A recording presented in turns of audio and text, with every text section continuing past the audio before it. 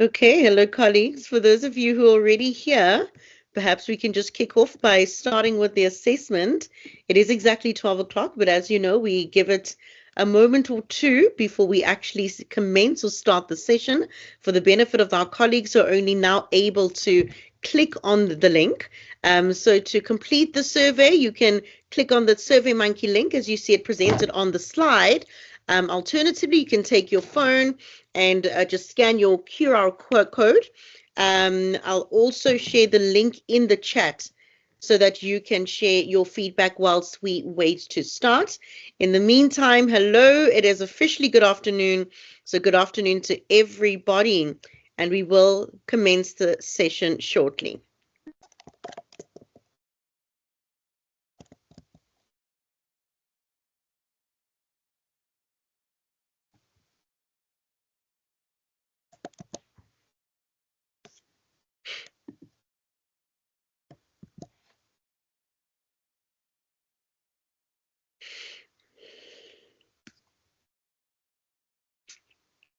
Okay, I can see our numbers are slowly starting to slide, to climb rather. That's what I meant to say. Good afternoon to all of you. We are just completing our our quick check-in. So our check-in survey, please do click on the link to let us know how you're feeling right now. Just a couple of simple questions that shouldn't take more than a minute for us to complete. So we'll do this whilst we wait for our other colleagues to join us.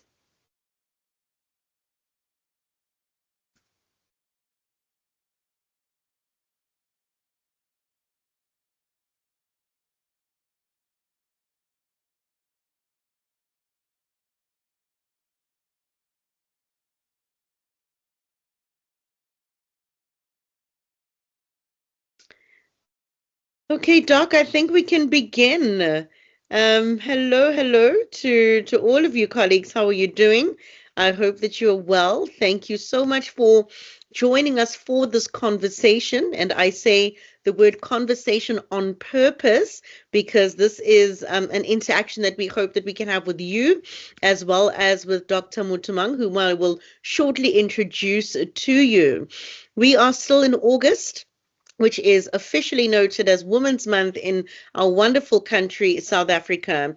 And we are continuing the conversations around what it means for us to be women, what it means for us to nurture our well-being, to support it, to navigate it, etc. And of course, this is so important because we live in a time where there's an increase in numbers of women in the workforce. It's something that is not going to end. It's an inevitable trend. And for many of us, right, we face unique predicaments where there's so many demands on us, whether in the workspace or at home. And so this conversation is to really help us unpack what that conversation looks for us respectively. So as an individual, what are some of the questions that I have as it relates to supporting my mental well-being?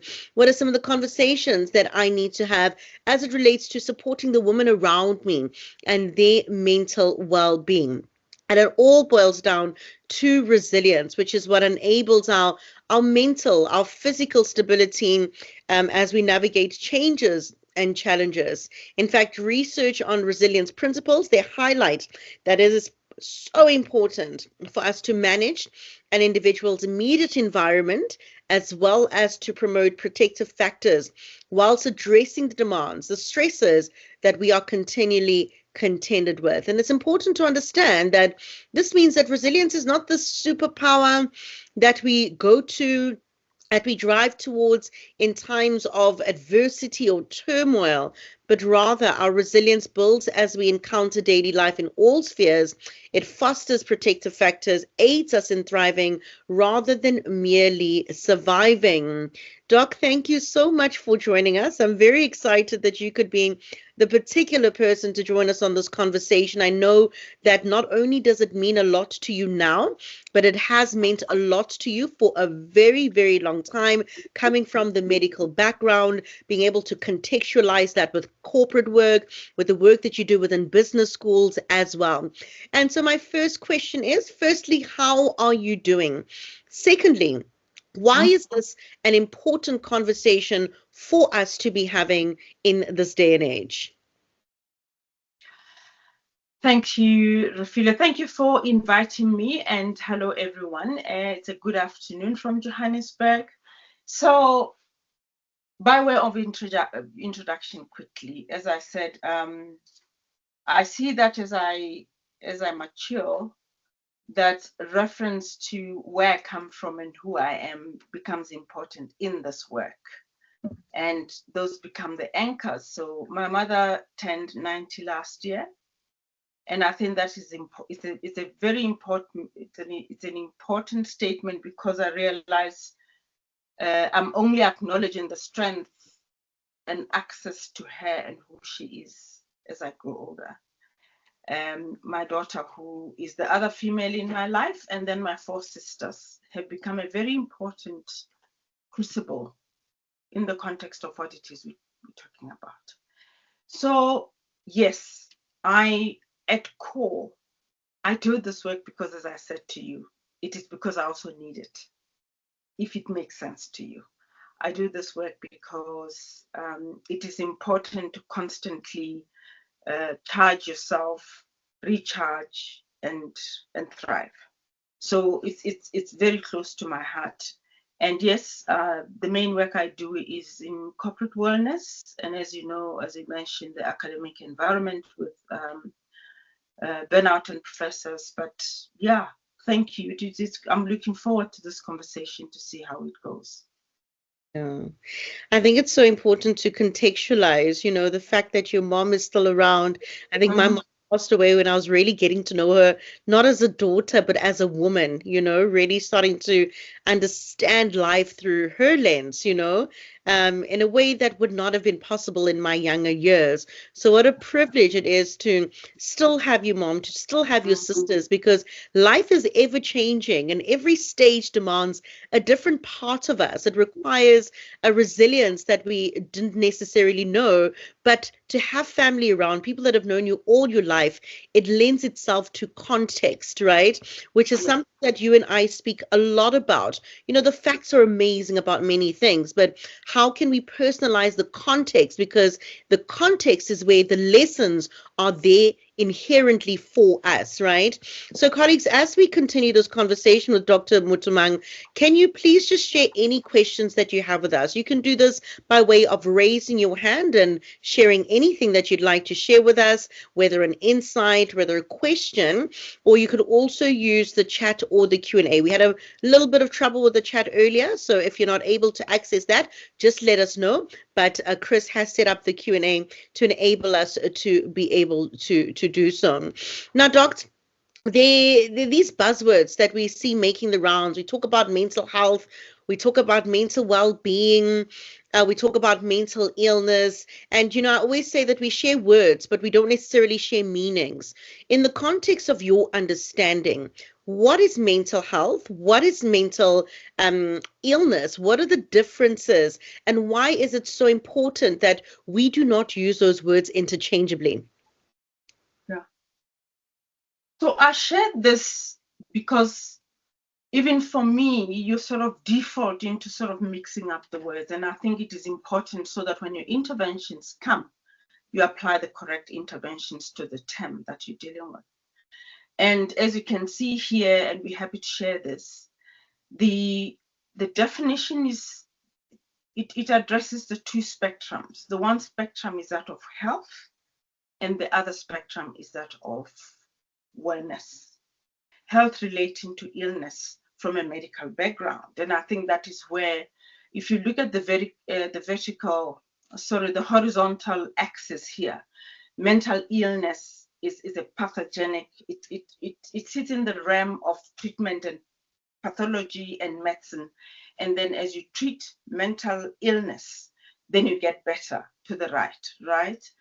The mental wellness is a state that can start from basically suffering generally in the world with your generic health and well-being, a sense of well-being to the highest level, which is when you've achieved a state of well-being and wellness, which comes from a mixture of different dimensions on how we get to a state of wellness. And this is where I sit on interventions that are not medical and interventions that all of us have access to in order to thrive in the world that we operate, whether it be in our private lives or whether it be in the spaces of our work environments, which is the context of today. So those are the differences really. The other is treatable by largely in practice interventions largely in the medical field, and the other one is you can access that generally in life mostly. Yeah. Okay. And I know you also wanted to talk us through like the graph that we have on the screen presently. Yeah, as I said, I went through the axis that if you look at the vertical axis, it is the stuff of today, Yes. generally being well and flourishing and being well. And you can see on the right upper quadrant, happiness, life satisfaction, strong relationships, personal growth, peak performance. This is the basket that deals with all those dimensions of what gets you to a state of health and well-being, right? And if you look at the bottom of that spectrum is where you're sitting and struggling with sadness and worry, stress and anxiety, loneliness, disengagement. But if you stay there on the right-hand side, the interventions lend themselves to this multi-dimensional aspect, but it's not a medical intervention. On the left-hand side, the basket of mental illness is what we commonly put in the depressions, anxiety, bipolar, and all of those things, which are medical terms. And I think it is important because you can see if you look at the terms and you clarify them, the interventions are slightly different. Are you going to be well? Is it possible to have a mental illness and be mentally well? Of course, yes. Because if you are under treatment, let me just use depression because that's commonly what we come across, and it is under treatment, you can thrive, right? Yeah. And this is why it is important to understand the distinction between the two. And I think my main area, because I really am big on wellness, is to sit with the understanding that all of us have access to wellness if we have the tools to get there. Sure. And I think the access is probably such a crucial component of the conversation that we want to have today. And again, to further contextualize, right? I mean, we're speaking within Women's Month, and what does it mean to be a woman in the workplace? So I started with a story that applied to me in 1980 when I was going through medical school, and fascinated by what I largely call structural impediments in the workplace. And I think we have to call them that because I think most of the difficulties of women working in the workplace are largely structural. So here you find, as an example, in the operating, this is 1980, remember, so we're going very far back. And The year then I was born. Those are the yeah, years I was born in. were you born? No, yes. No, maybe not. Yeah. You go to a changing room and you're a medical student, and the female medical students, we're 45% of the class. We go to the nurses' change room because they just, that's what it was. And the male doctors, it's assumed because the doctors are males. I mean, structurally, that has changed. I'm using this silly example to make a point about the difficulties that we face in the environment, largely a culture that has been set and accepted for many years until somebody actually in leadership or through stress and fighting is that those structural changes start changing so that we can accept women. So you find yourself being the one that's cutting the weeds to create paths for other women to come through. And I will say that one of my exciting things today, working in corporates with young women, is the absolute opportunity they have. And I really want to make this point that there's still obstacles, there's still behaviors that are unacceptable, all of that. But what a time to live in the corporate world as a woman, because I think there's this increased explosion, this awareness that we have to actually change so that we can accommodate the diversity that is the workplace, including acknowledging that women can actually lead. I mean, we shouldn't even be having this conversation, to be quite honest, but it is the reality. But massive opportunities now lie before us. Mm. And I think it really is an invitation to maybe like review the story very differently, right? Yes, we understand that there are stressful spaces within the work context, both for men and for women. But there are also points of joy, there are points of accomplishment, achievement, or feeling goodness. And I think, colleagues, let's reflect, just for ourselves, because reflection is such a powerful tool. They say that we don't learn from history, we learn from reflecting on our experiences, right? So let's just take a couple of moments just to reflect on what are some of the best things, the best supports that you receive within the workplace as it relates to your mental well-being. Sometimes it's very easy for us to feel unsupported, not because we are unsupported, because we don't necessarily see certain interventions or even conversations with our colleagues as ways of us feeling and being supported. So there are two ways that you can do this. You can either share it in the chat, so share your feedback with us, just highlighting the gratitude that you feel for working with an organization like Anglo. Like, what are some of the support resources that you receive in terms of your mental well-being? What has it meant for you? And it's always, the intention is not to leave any of the gentlemen behind. So we welcome your feedback, we welcome your questions, and we welcome your insights. Doc, you spoke about, as we wait for our colleagues to share some of their insights, how the workplace is such a wonderful place for women, because if we think and if we look historically, there's so many changes that had to happen to be able to accommodate. And we know that certainly with different industries, there are certain challenges that arise. So it's not a one size fits all. But what role do you think gratitude plays in terms of mental well-being and in terms of being able to see and identify support resources? Whew. What role does gratitude play? So again, it's a learned skill. As you sit and get into the practice of silence and reflection and gratitude, you realize the people around you actually that seem to be successful, even before it became a fashionable word to do and say gratitude, I think are deeply grateful for what they have. My next statement is, I also think they're very clear what they choose to see and focus on, right? They're very clear about what they choices, what they choose to focus and clear on. So I think for me, the practice of gratitude is the practice of choosing to see. The world is messy. Open the news. The world is messy, and we live in the same world. So I think those people walk the same world that you walk through, but I think they choose to see differently, and they choose gratitude. I think it's a survival kit in the practice of resilience. They choose what it is that they see in the world, I think, because it's messy. I mean, and it's going to be messy long after we leave. It's just, that's what it is. So that's my explanation of gratitude. There's a wonderful quote by George Lucas where he says that your focus determines your reality.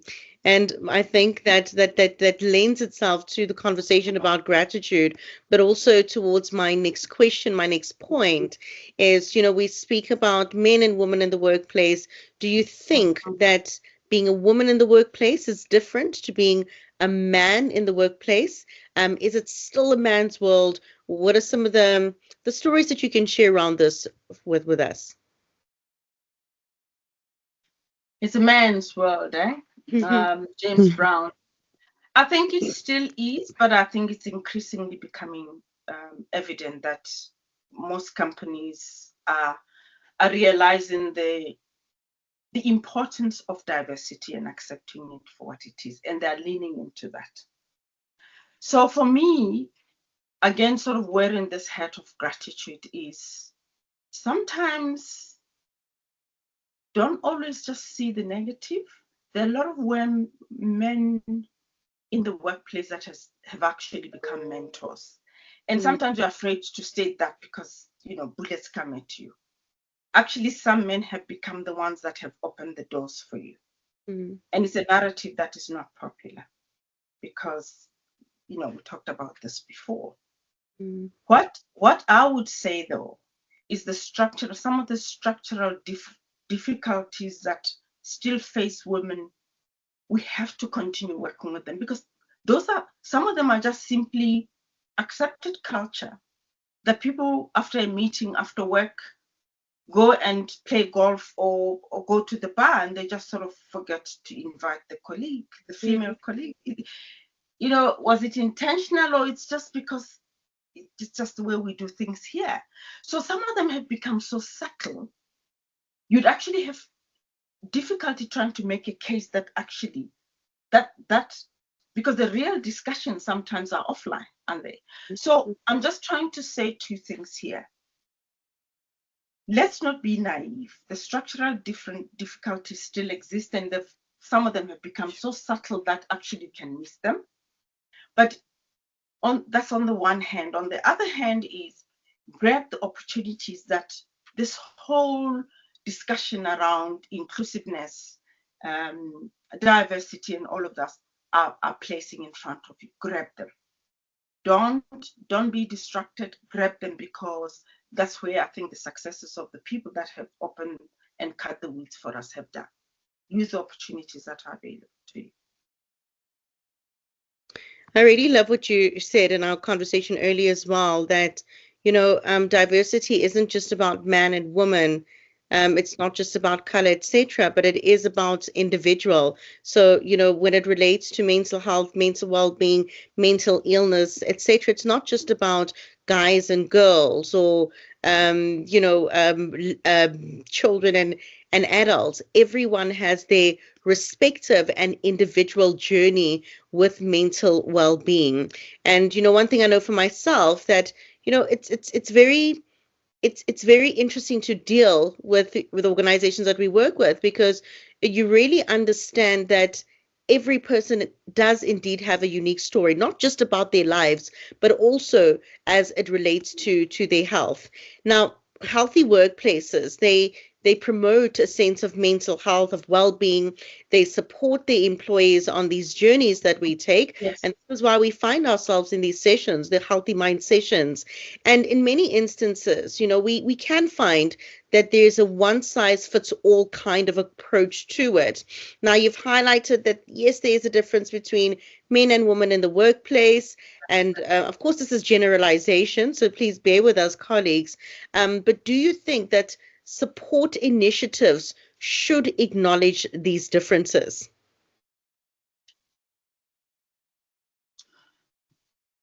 And we went further, I think, talking about the environment of work. It's important to always understand the complexity that we're working with in any change initiative, whether it's mental wellness, whether it's upgrading policies. It's to acknowledge the complexity. Don't throw simplistic solutions. So my way of looking at this is at two levels always. What is this intervention going to do for the individual level thing? Because as I said earlier, it's important to really stay away from this one size fits all approach to implementing policy. And I think a lot of advanced organizations are doing that. What is it at the individual level? Because you're now accommodating the multiplicity of the people inside, the diversity that they are. So that's the first level. At the next level, you say, what is the organization wide, the environment of work intervention, which is focusing on how do we provide an environment that makes it safe, psychological safety and otherwise, of people to thrive here. So for me, that talks to both men, short, fat, wide, any color.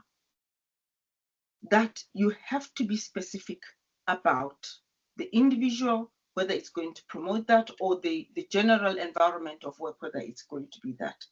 There will be slight differences, and I introduced the issue of maternity leave. Men don't go on maternity leave necessarily until, of course, they go and join in the post baby section, and then a lot of organizations are dealing with that.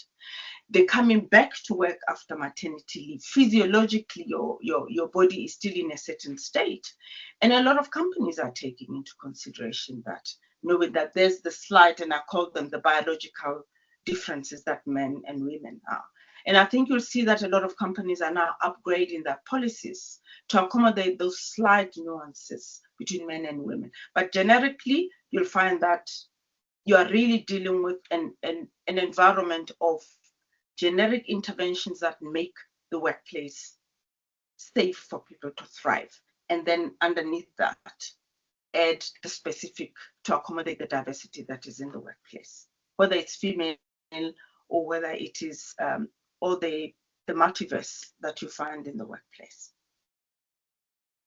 I think you've really supported my next question would have been like, what can organizations do to ensure that each party is supported, right, in the way that they need most? But it goes back to what you're saying. It's an investment that you have to make in terms of understanding, what are the challenges that the people are facing individually. And it's a huge task, and so, we really applaud organizations like this who try to do their best for the mental well-being of their colleagues. And one thing I know for myself, right, is we have experiences of stress at various times of our lives. We talk buzzwords, we talk stress, which I know, of course, is not necessarily a bad thing. Stress can induce growth, it can induce peak performance. It's really when it's an overdrive that it becomes problematic. And we also talk statements or terms like burnouts. How do we What is the difference between stress and burnout, and how do we deal with them respectively? So basically, what should we do when we are stressed, and what should we do when we are burnt out? Big topic, right? Big topic. I mean, books are written about burnout. So let me start by saying it's a spectrum from stress to burnout. And to support that statement by saying stress is very good for you. You actually need stress in your life to survive. And the reason I say that, I make an example of, if you are attacked by a virus, like a flu virus, your body moves into a stress response to protect itself. Stress is there to protect the body. If you cross a road and you didn't see the car, and from memory you hear that sound and you step out of the road, it saves you. That's a stress response. What has happened is that it's sort of a primitive brain response to the fight and fright to protect you. Many other examples. You're going to write an exam. You are in this state of adrenaline. It's a stress response. The thing about all of these examples is that they're short term. They're very short term, and that's why it's there to protect us. Stress, good, tick. Chronic stress in the middle is when the body is in a stress response. It's in this state of threat all the time because we're working, we're not sleeping, we get home, we have to prepare meals, we have to do this, and we're busy. Sleep has become a luxury that we don't have, etc., etc., etc. What you start seeing is people who in the past would never have largely chronic diseases driven by stress, cancers that are activated because of stress, high blood pressure, diabetes, and obesity, and all of those, the basket of lifestyle diseases that are driven by stress, because we're in a state of threat all the time, and our bodies are constantly under this. And then all of these physiological processes that don't rest become disease. What happens when you don't deal with chronic stress is you ultimately reach a state of burnout. Burnout is now when it actually impacts your performance in the workplace. In the workplace, you start snapping at people, you get home, you kick the dog and you slap the child, and you're now getting to a real dysfunctional state. And when you get to detail, people have had accidents and they just don't remember a thing how they got there. So you move from the healthy stress response, which we need, to chronic stress, which is modern life, and then to burnout, which is now an epidemic in workplaces. I don't know if that helps. Yeah, it really does help. And you know, in the spirit of contextualizing, I think we're all likely to experience stress and burnout differently, as we have said. But in understanding from a medical perspective and a statistical perspective as well, do you think that women are more likely to experience stress and burnout more than men? Or again, is it based on a purely individual basis of how we handle and we manage ourselves?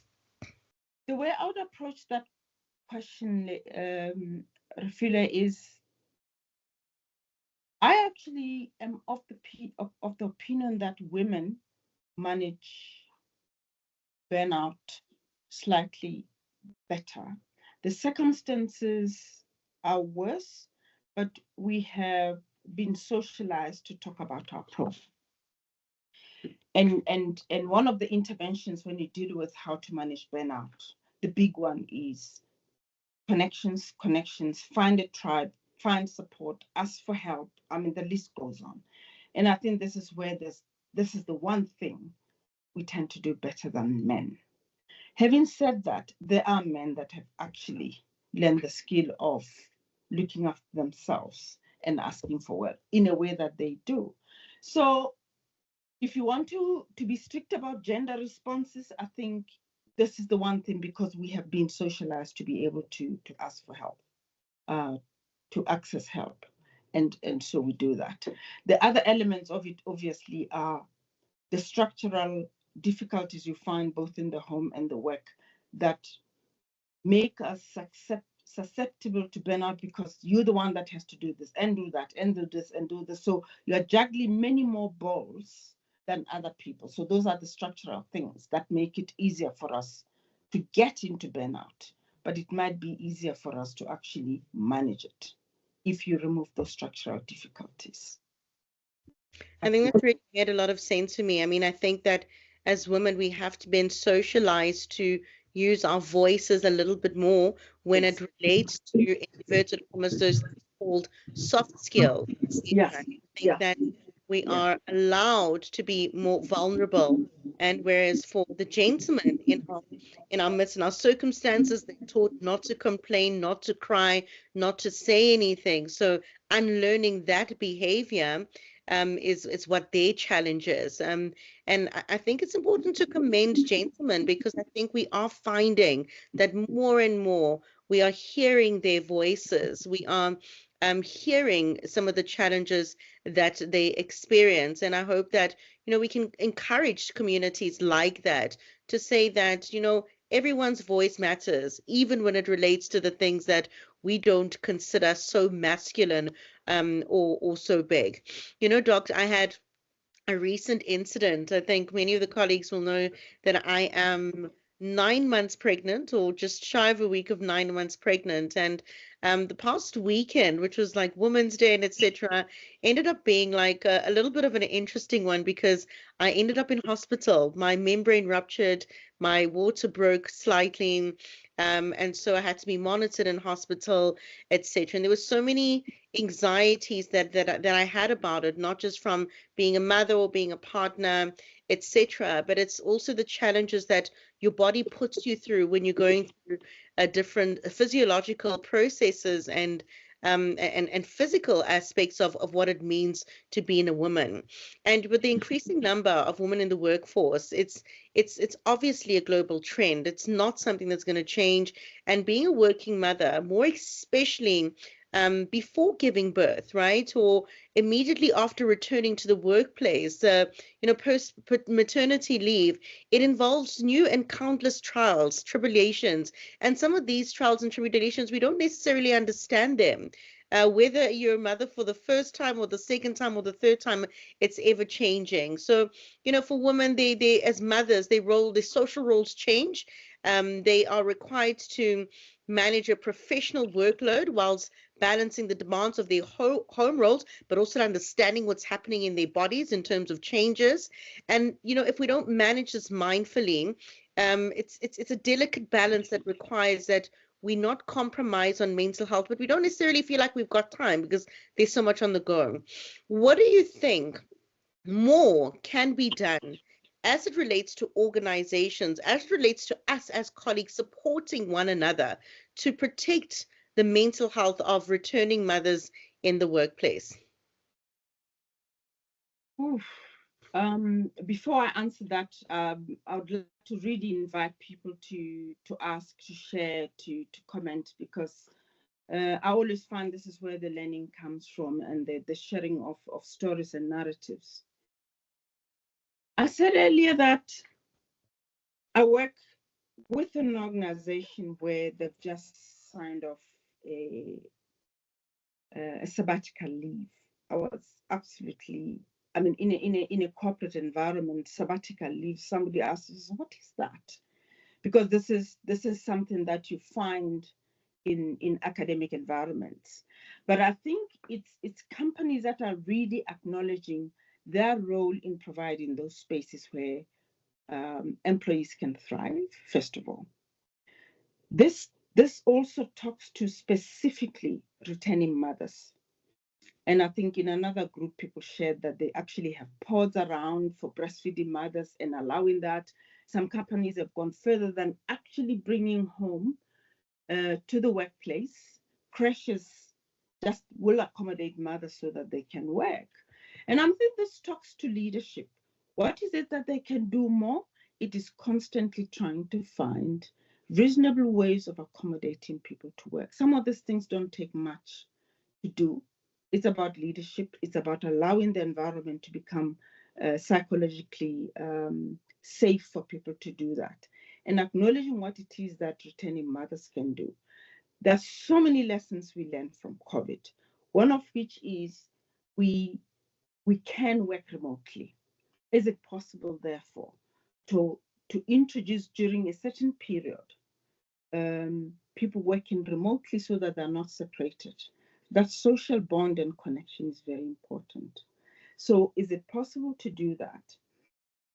Be mindful also of the fact that also too long a separation is a catch-22. It's damaging to people. So some people actually want to get back and be with people again.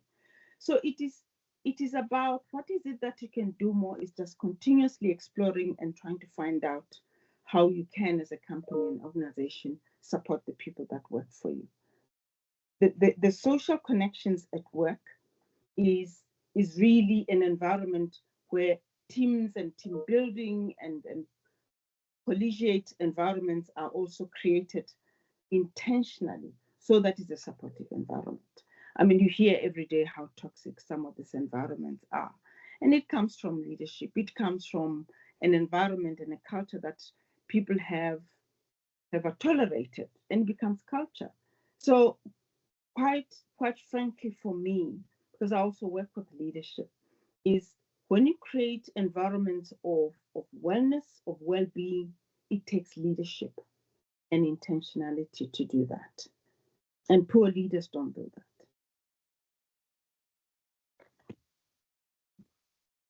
Yeah. I think my follow-up question revolves from, I mean, still on working mothers. I think, things like maintaining their job security, it's crucial. And, sometimes there isn't really an option to extend their time away from work because, due to financial demands, they return to work soon after having their children. And, so as they navigate these huge transitions of life, do you have any tips on how we can best ensure that we protect our mental health and normalize the notion that this is just a normal part of life and we can flourish differently? Mm. First of all, the first time I heard what I'm about to say, I was a bit shocked, but I've realized that it is. So if you go to China, It is the concept of pregnancy is not an illness. Let's not medicalize pregnancy. It's a normal thing that happens in mammals, and we're part of that world. And I feel very strongly to make that statement that we never medicalize pregnancy. It's a beautiful thing. It's normal in mammals. So even as we think about interventions that support women during this time, they shouldn't be overly medicalized because it is an abnormal thing. It is a normal thing that happens. And the support we would like to say to see Refile is that which just carries you through this transition in your life. It is not to be medicalized. So that's the one thing I needed to say. I find increasingly really that, I think in baskets in terms of supporting mental wellness. And the biggest one for me is the environment of tribes and of connectivity and increasing that in the workplace is potentially knowing that somebody has your back, that if you say you don't feel right, that you can leave and go. But you have to work in a company that you know that it is safe to do that. And that is why I keep going back to the creation of safe spaces is very important in environments of work for people to feel well and supported. You cannot feel well if you are in a state of threat. You're in survival mode all the time. So it doesn't matter whether you're pregnant or whether you're normal or whether you're dealing with other things that come at you. It is about living in a state of knowing that you're safe, because the physiological response is that you relax because you know that it is safe to say certain things. It is safe to do certain things. And that would be my response to that, that the work that remains for organizations is to continuously try to create an environment where people feel safe to be there. I would like to ask a question, if it is okay. And I would like to ask anybody really to share where they have felt really supported in the work environment. Mm. Mm. And I think that's a question that we journaled on initially at the beginning of the session. So, colleagues, we do invite you. It's been very quiet. Doctor and I, we know each other very well, so we don't need necessarily to talk. This is an opportunity for you to ask any questions, share any insights, just manage or tackle some of the challenges and even the joys that you're experiencing. I mean, I think certainly for me, Doc, is, I'm on a new maternity journey. The last time I went down this journey was 10 years ago, and it was a completely different world that I lived in, both professionally and personally. Mm. And today I had a conversation with my colleague Chris, who's on the call, and he just wanted to just be so clear that he figures out what I need in this time. What am I going to be able to manage? What am I not going to be able to manage? What are the dates that I would like set out? And I think without that, just, I mean, I won't say openness so much, but without the compassion of understanding that something big is happening, but he wanted to make sure that I am supported in the process by knowing that, yes, I'm here and I know you need to take a break. I'm prioritizing it in this conversation to say that, tell me when it is, and we can figure it out. So definitely felt supported in that way. I think also feeling supported by the people that we speak to, the colleagues who shared their challenges, and what a huge support system it has been for me, not just on this maternity journey, but when my mom passed away, you come and you share your life story in these spaces that speak about mental well-being, which is very different to other spaces. It's being intentional about creating that social support system as well. You spoke about COVID, and one of the things that we definitely lost was loss of contact with others. But also from myself is recognizing that there was an internal shift I had to manage, that it's not just about me being supportive, but allowing myself to be supportable. And I think for so many of us, we don't necessarily know how to ask for help. We don't have the vocabulary to ask for help. And so those conversations seldom happen. And it's not that we're not necessarily supported, but we don't know how to be so supportable. I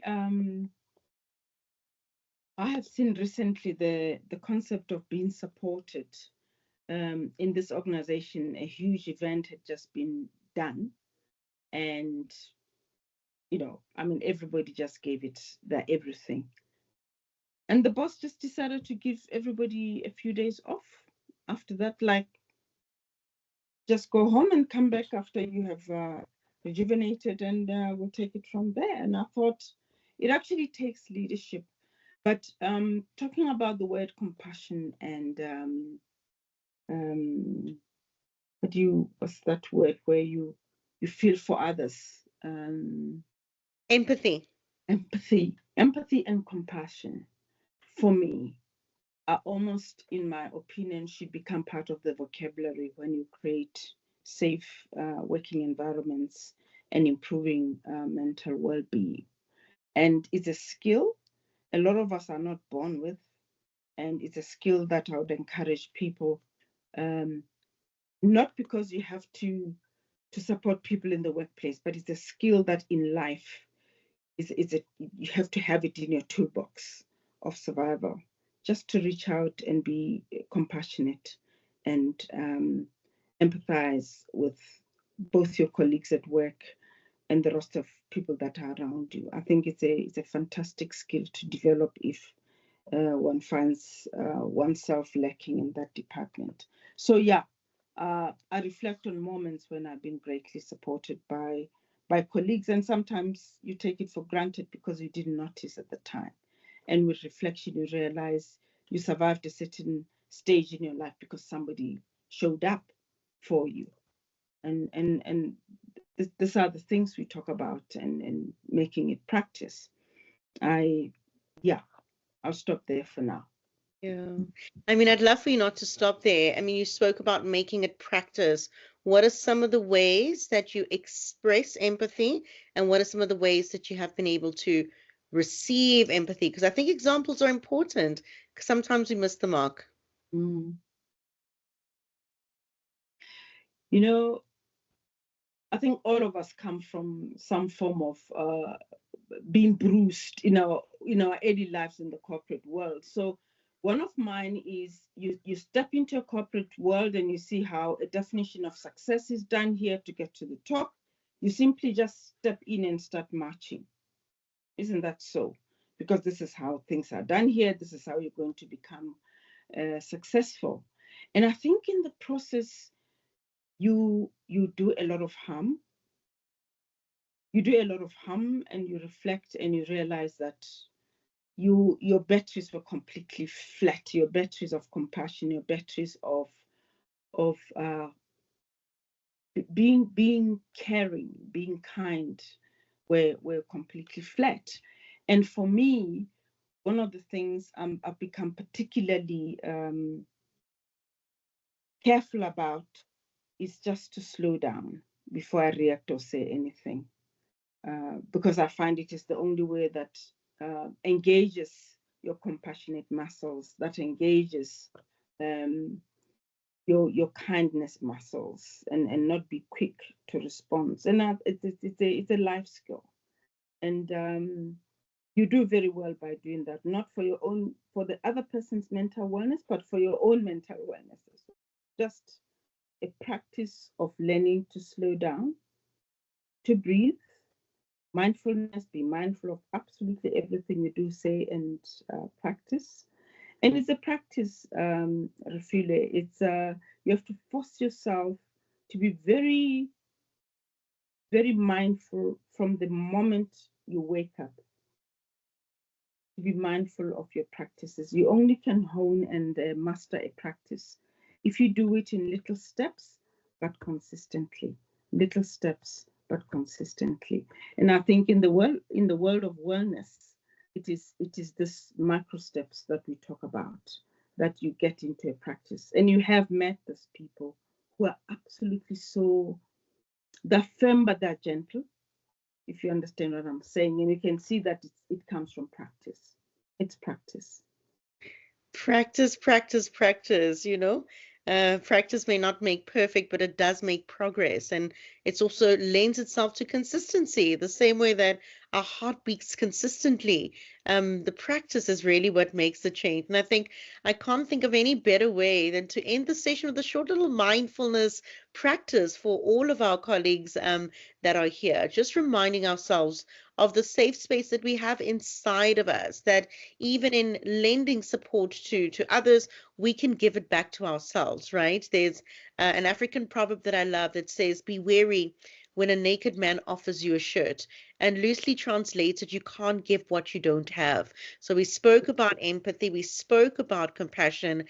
Let's spend the last few minutes giving that to ourselves. I'd like to invite us all to join me in a short little mindfulness practice that brings us from the outside to the inside of ourselves. All right, so just assuming the mindful position, placing your feet side by side, about hip width distance apart, placing your left hand on your belly, mine is very big right now, and then putting your right hand on your heart, and then just taking a moment to actively relax your shoulders, actively relaxing your jaw, as much as possible, making sure that your spine is straight and strong. In other words, you're seated in an upright and a dignified position.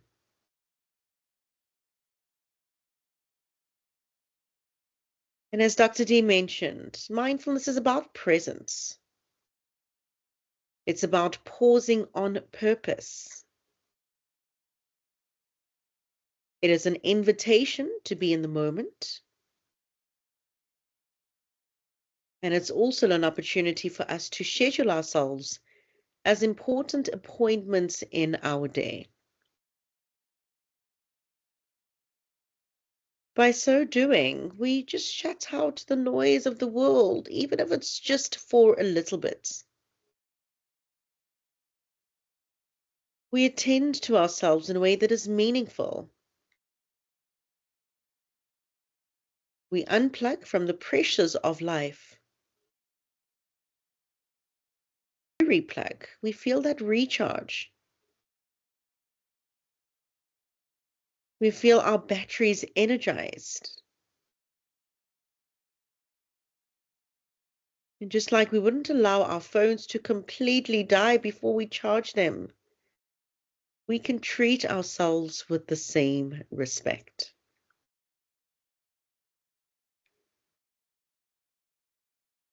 I invite you now to start to deepen your breathing,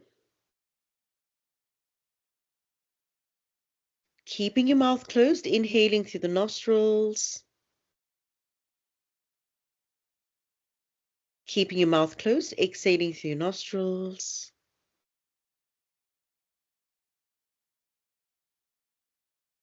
Continuing to breathe deeply in this way, using nostrils as perfect little passageways, as wonderful little straws that are designed to sip the air in and out of your body.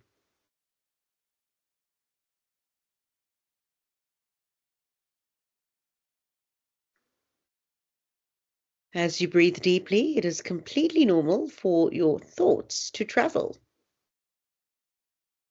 And all we do is we re-invite the attention back. We bring back the focus to our breathing. This is what we call meta attention.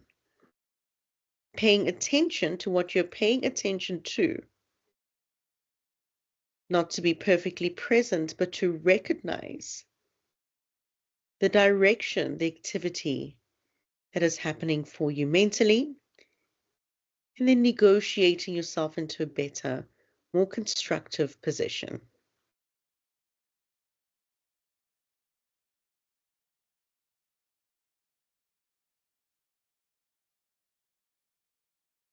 Allowing and inviting a moment of gratitude, reflecting on your breathing, not just as something that is an involuntary process, but remembering that it is our life force. It allows us the opportunity to be here, to survive and also to thrive.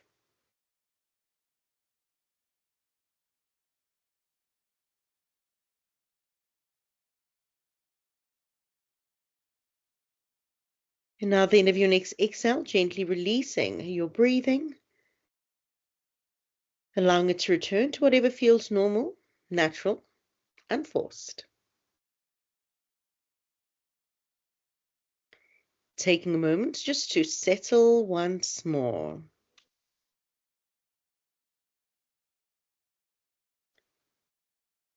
And when you're ready, gently opening your eyes.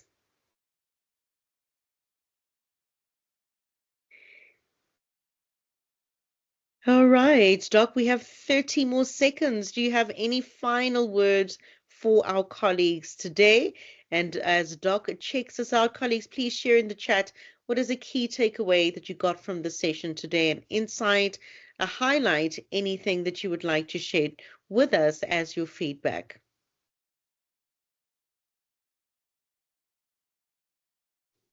Just to say thank you for people really giving us their time, and I hope they'll be well. That's really my wish. Thank you so much. Thank you, everybody. You've heard from Doc. Be well. We look forward to seeing you very, very soon. Thank you so much for joining us. Bye bye for now.